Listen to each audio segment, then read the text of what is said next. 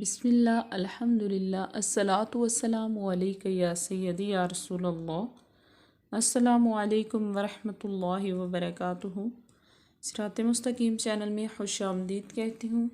تو آج ہم آیت نمبر سورہ بقرہ کی آیت نمبر 18 کی پریکٹس کریں گے۔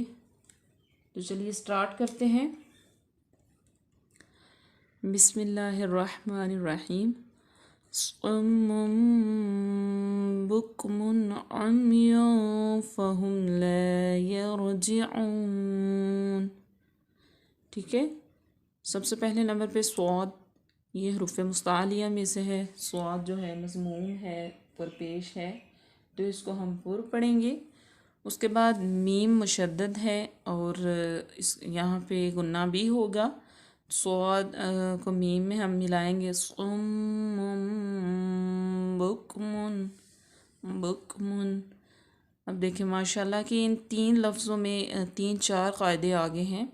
یہاں پہ میم مشدد بھی آ گئی، اس کے بعد منون، میم منون بھی ہے کیونکہ یہ اوپر جو ہے تنوین میں سے ہے، 2 الٹے پیش ہیں، تو با آ گئی ہے اس کے بعد۔ تو یہ چھوٹی سی میم جو آپ کو نظر آ رہی ہے، میں نے آپ کو وہ اقلاب کے قاعدے میں بتایا تھا کہ اقلاب با اکیلا ہی اس کا لفظ ہے جس سے پہلے نون تنوین یا نون ساکن آ جائے تو ان میں چھوٹی سی میم آ جاتی ہے۔ تو مطلب نون کی آواز کو میم میں میم میں بدل کے تو اس کو پڑھتے ہیں۔ یہاں پہ اقلاب کا قاعدہ لاگو ہوتا ہے ماشاءاللہ۔ سب سے پہلے نمبر پہ صاد حروف مستعلیہ میں سے، میم مشدد، اس کے بعد نون تنوین کے بعد با آ گئی، تو یہاں پہ یہ جو ہے نا اقلاب کا قاعدہ لاگو ہوگا۔ اس کے بعد کیف جو ہے یہ ساکن ہے، تو یہ اس کو ہم واضح اس کا مخرج جو ہے نا اس سے ادا کر کے پڑھیں گے تاکہ پتہ چلے کہ کون سا کاف ہے۔ بک من من۔ اب دیکھیے یہاں پہ بھی میم ہے، میم پہ تنوین آ گئی، میم منون ہے، تو اس کے بعد حروف حلقی میں سے عین آ گیا، تو یہاں پہ ہم اس پہ غنہ نہیں کریں گے، نہ آدھا غنہ نہ مکمل۔ ٹھیک ہے، تو یہاں پہ ہم جو ہے وہ ظاہر کر کے پڑھیں گے۔ یہ جو ہے نا اظہار کا قانون یہاں پہ لاگو ہو رہا ہے۔ بکمن عمیوں،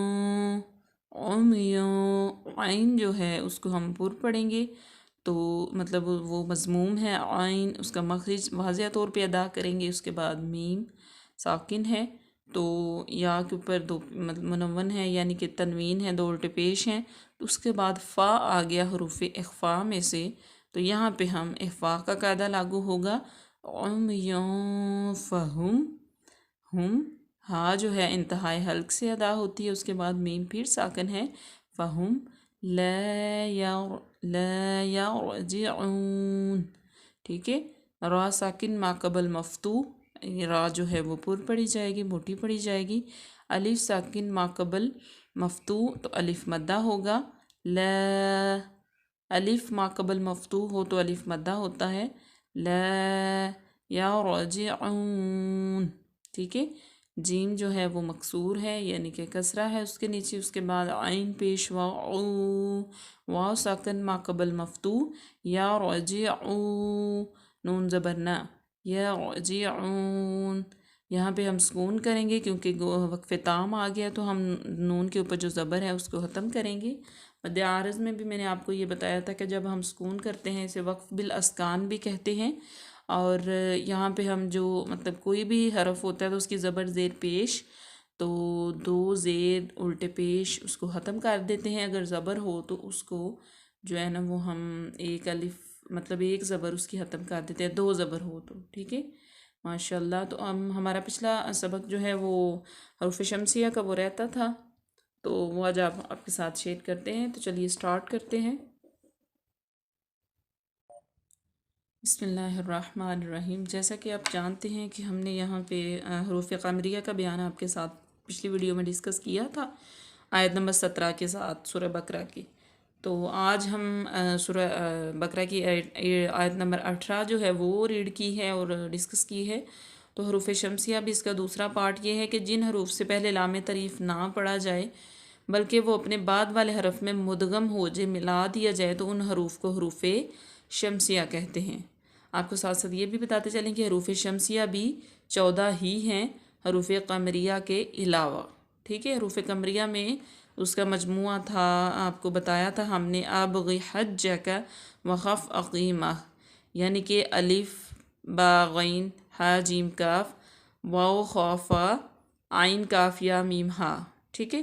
تو ان کے علاوہ جو باقی حروف ہیں وہ حروف شمسیہ ہیں، ٹھیک ہے۔ تو ہم ان کی اگزامپل بھی ساتھ لے کے آئے ہیں، یعنی کہ صاد، ذ، ز، ث، دال، تا، ز، اس کے بعد سین، را، شین، لام، ضاد، طا، ظا اور نون، ٹھیک ہے۔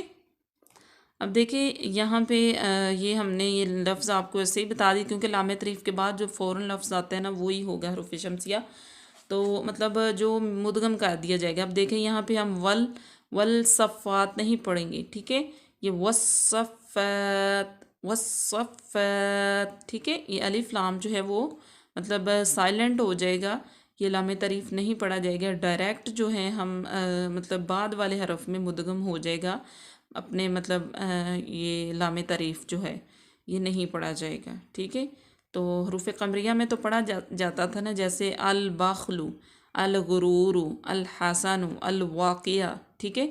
تو یہاں پہ ول نہیں پڑھا جائے گا بلکہ والصفات، والذاریات، الثاقب، الداعی، التائبون، الزیتون، السالکین، الرحمن، الشمس، اللہ، الضالین، الطارق، الظالمین، النجم، ٹھیک ہے۔ تو یہاں پہ آپ کو بتاتے چلوں کہ یہ مطلب ہم نے یہ اگزامپل آپ کے ساتھ ساری شیئر کر دی ہیں، تو جو ہے نا پچھلی حروف قمریہ میں ہم نے شمس کی یا شمس کی مثال بھی واضح کر دی تھی، تو یہاں پہ آپ کو بتاتے چلیں کہ آپ نے ان چیزوں کا خاص خیال رکھنا ہے۔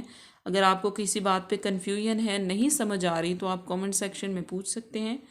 تو اسی بات پہ اجازت چاہتے ہیں، آج کے لیے اتنا ہی کافی، ملتے ہیں اپنی نیکسٹ ویڈیو میں انشاءاللہ، تب تک دعاؤں میں یاد رکھیے گا، فی امان اللہ۔